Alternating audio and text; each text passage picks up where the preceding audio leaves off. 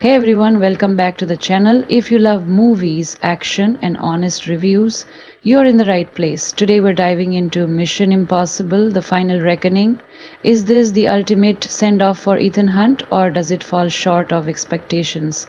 Let's break it all down. Alright, folks, Mission Impossible: The Final Reckoning is finally here.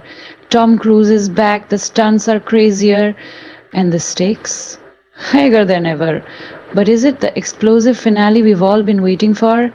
Let's break it down. First off, let's talk about the action. I mean, wow! Tom Cruise proves again that he has no fear. Skydiving, car chases, hand to hand combat, you name it. The action sequences are breathtaking, and that signature mission impossible tension, it's there in full force.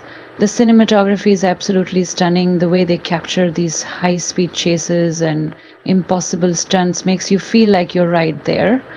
And of course, we've got Lorne Balfe's score. Once that classic MI theme kicks in, you know things are about to go down, and let's not forget the performances. Tom Cruise, still a beast. Rebecca Ferguson, amazing. Simon Pegg and Ving Rhames, classic. There's a great balance between intense action and those light moments that keep things fun. But okay, let's be real. Is this the perfect Mission Impossible movie? Not exactly.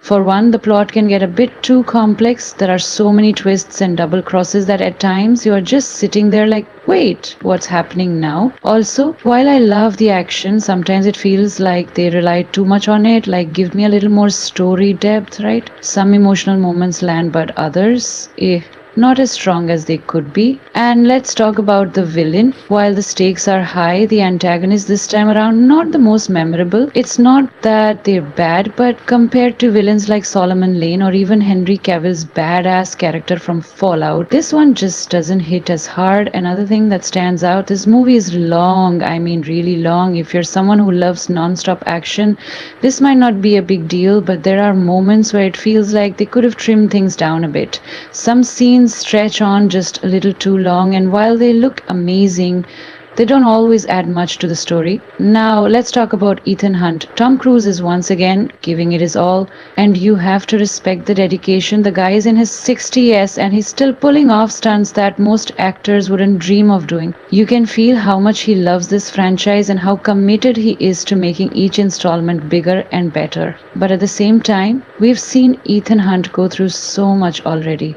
The emotional stakes don't feel as fresh as they did in Fallout or Rogue Nation. There are still great moments, but it doesn't hit as hard as some of the previous films.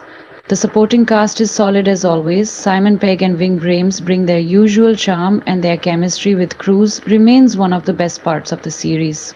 Rebecca Ferguson is a standout as always, and Vanessa Kirby brings that same mysterious energy she had in Fallout Haley.